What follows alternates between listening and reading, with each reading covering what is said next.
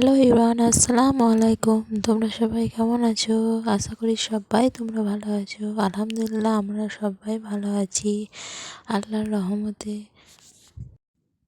আবার একটি নতুন ব্লগ নিয়ে তোমাদের কাছে চলে এসেছি। তো এই দেখো, বাজার থেকে কিছু সবজি আনা হয়েছে। তো সবজিগুলো এবার আমি সব বার করে নিয়েছি। বার করার পর সব আমি যেখানে যে সবজিটা রাখি সেই সবজিটা সেখানে গুছিয়ে নিচ্ছি। তো যেহেতু সবজিগুলো একটু বেশি আনা হয়েছে, তো এখন একটু বাজারে সবজির দাম কমে গেছে। তো তারপরে দেখো কিছু ফুল গাছও নিয়ে এসেছি, যেহেতু ফুল গাছগুলো লাগাবো। আগের সপ্তাহে কিছু ফুল গাছ নিয়ে এসেছিলাম, সেগুলো লাগানো হয়েছে। তো আগের দিন বেশি নিয়ে আসিনি, ভেবেছি কি যদি কোনো ফুল গাছ ধরো লাগানোর পর যদি না হয়, তো ভয়ে কিছু বেশি নিয়ে আসিনি। তো এই আজকে হাটে আগের হাটে 3টে নিয়ে এসেছিলাম, তো এই হাটে প্রায় অনেকগুলোই নিয়ে এসেছি।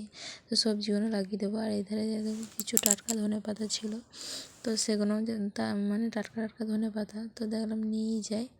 তো আজকে ধনেপাতাও কিছু নিয়ে আসা হয়েছে।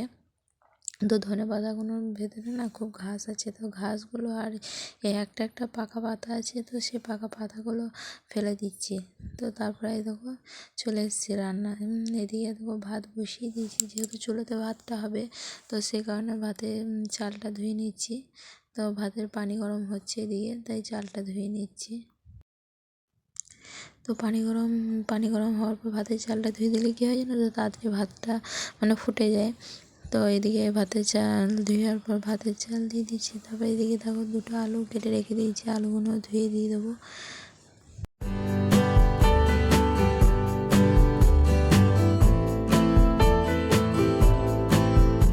তারপরে ওই দেখো পানিটা প্রায় ফুটবো হয়ে গেছে, এই সময় আমি চালটা দিয়ে দিলাম। তো খানিকক্ষণ পরই দেখবে আমার ভাতটা ফুটে গেছে। তো তারপরে এই দেখো আলুগুলো ধুয়ে দিয়ে দিচ্ছি।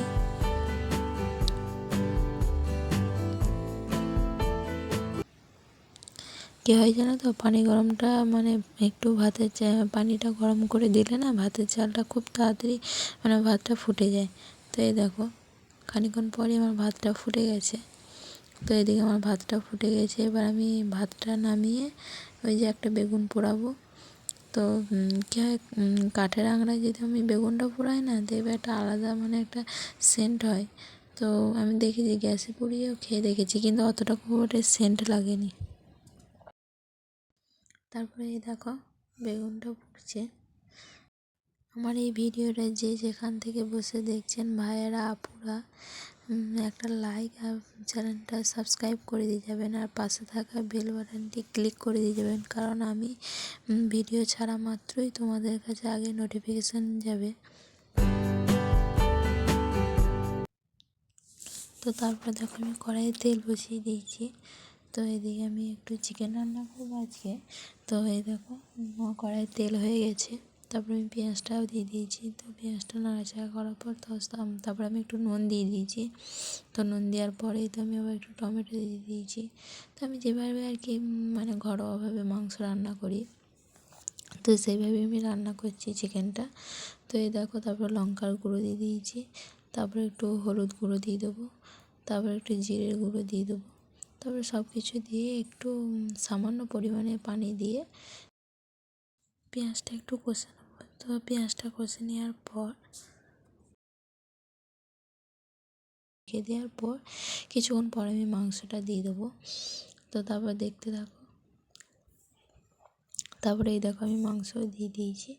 তারপর দুবার মাংসটা নাড়াচাড়া করার পর তো আমি চিকেনটা দিয়ে দিয়েছি। তো চিকেনটা দেওয়ার পর সামান্য পরিমাণে একটু পানি দিয়ে ভালো করে একবার কষিয়ে নেবো। দিয়ে কষিয়ে নেওয়ার পর খানিকক্ষণ আমি ঢাকনা দিয়ে রেখে দিয়েছিলাম, তো সেটা দেখায়নি। তো তারপরে এই দেখো চিকেনটা আবারও নিয়ে একটু নাড়াচাড়া করে তারপরে দেখো আমার চিকেনটা হয়ে গেছে। তো আমি একটু গরম মশলা দিয়ে এবার নামিয়ে নেবো।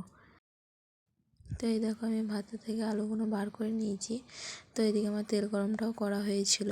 তো এই দেখো আমি যেহেতু নতুন আলু, তাই গরম ভাত থেকে আলুগুলো একটু আগে ঠান্ডা করার পর এদিকে আমি তেল গরমটা করে রেখেছিলাম। তো সেই তেল গরম দিয়ে আমি আলুটাকে মেখে নিয়েছি।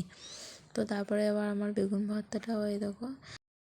তো এবার আমি বেগুন ভর্তাটা ছেড়ে নেবো। তো এদিকে আমার কাঁচা পেঁয়াজ আর মরিচ আমি কুচিয়ে রেখেই দিয়েছি। তো বেগুন ভর্তাটা ছানার জন্যে তো একটু নুন দিয়ে আমি পেঁয়াজটা আর মরিচটা খানিকক্ষণ চটকিয়ে নিচ্ছি।